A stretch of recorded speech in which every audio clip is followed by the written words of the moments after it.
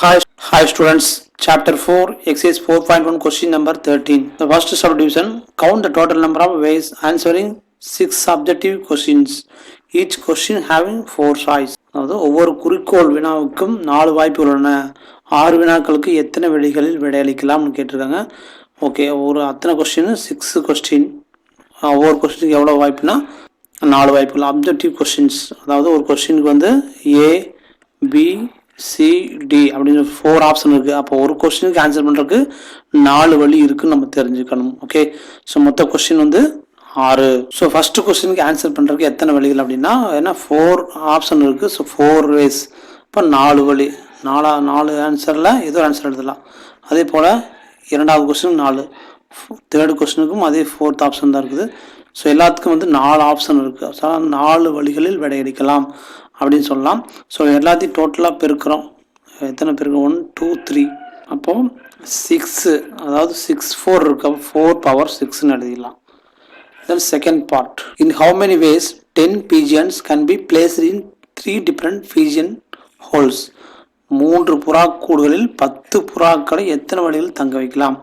அப்போ ஒரு புறா தங்கறதுக்கு எத்தனை வழிகள் இருக்குன்னு தெரிஞ்சுக்கணும். இப்போ ஒரு புறா வருது, 3 கூடு இருக்கு. ஓகே, 3 ஹோல்ஸ் இருக்குது, பீஜன் ஹோல்ஸ் இருக்குது.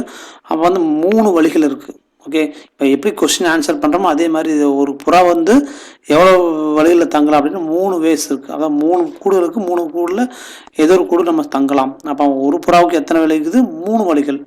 ஸோ அதை நம்ம நல்லா தெரிஞ்சுக்கணும். இப்போ புறா 1 பிஜிஎன் 1, பிஜிஎன் 2, 3, 4. ஸோ 10 பீஜன்ஸ் இருக்குது. பீஜனுக்கு ஒவ்வொரு எத்தனை கூடு இருக்குது அப்படின்னா ஹோல் வந்து 3 இருக்குது. அப்போ அது கூட நம்ம தெரிஞ்சுக்கலாம். ஏ பி சி அந்த மாதிரி 3 கூடு இருக்குன்னு வச்சுக்கலாம். ஓகே, இது வந்து 3 ஹோல் இருக்குன்னு வச்சுக்கலாம். அப்போ ஒரு புறா வருது, அப்போ எத்தனை பிளேஸ் இருக்குது அப்படின்னா 3 பிளேஸ் இருக்குது. இப்போ ஒரு புறாவுக்கு எத்தனை வழிகளில் தங்கலாம் அப்படின்னா 3ல் எதுவும் இல்லை. அதே போல் ரெண்டாவது புறாவுக்கும் அதே மாதிரி 3, அதே மூன்றாவது புறாவுக்கும் 3. ஸோ இது எல்லாத்துக்குமே வந்து 3 3 தான் கிடைக்கும். அப்போ எல்லாத்தையும் மல்டிபிள்ஸ் பண்ணும்போது அப்போ 10 3 இருக்குது. அப்போ 3 power 10. தென் தேர்ட் பார்ட் என்னன்னா, find the number of ways distributing 12 distinct prizes to 10 students. 10 ஸ்டூடெண்ட்டுக்கு 12 ப்ரைஸை எத்தனை வழிகளை கொடுக்கலாம் அப்படிங்கிறது கேட்குறாங்க.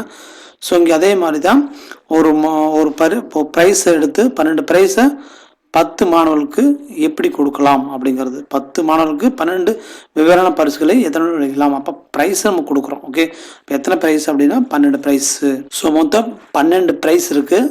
12 ப்ரைஸை வந்து 10 மாணவர்களுக்கு எவ்வளோ கொடுக்குறது அப்படின்னா, ஒரு ப்ரைஸை கொடுக்கக்கூடிய வழிகள் எவ்வளோன்னா, நம்மக்கிட்ட 10 ஸ்டூடெண்ட்ஸ் இருக்கிறாங்க. ஓகே, இப்போ 10 ஸ்டூடெண்ட்ஸ் இருக்கிறாங்க. ஸ்டூடெண்ட் 1 2 3 அப்படின்னு சொல்லி 10 ஸ்டூடெண்ட் இருக்கிறாங்க. ஃபஸ்ட்டு ப்ரைஸ் கொடுப்பதுக்கான வழிகள்னா 10 வேஸ், 10 வழிகள். அதே ரெண்டாவது ப்ரைஸுக்கும் அதே 10 வழிகள். மூணாவது ப்ரைஸுக்கு 10 ஸ்டூடெண்ட் இருக்காங்க, 10 வழிகள். அப்போ எல்லாத்துக்குமே வந்து 10 வழிகள் கொடுக்கலாம். ஒவ்வொரு தனித்தனியாக வந்து இண்டிவிஜுவலாக 10 வேஸில் கொடுக்கலாம். அப்போ டோட்டலாக வந்து நமக்கு இந்த 10s எல்லாத்தையும் பெருக்கும்போது 12 இருக்குது. 12 டேர்ம்ஸ் இருக்குது. அப்போ 10 to the power of 12 ways அப்படின்னு நம்ம சொல்லிடலாம். தேங்க்யூ.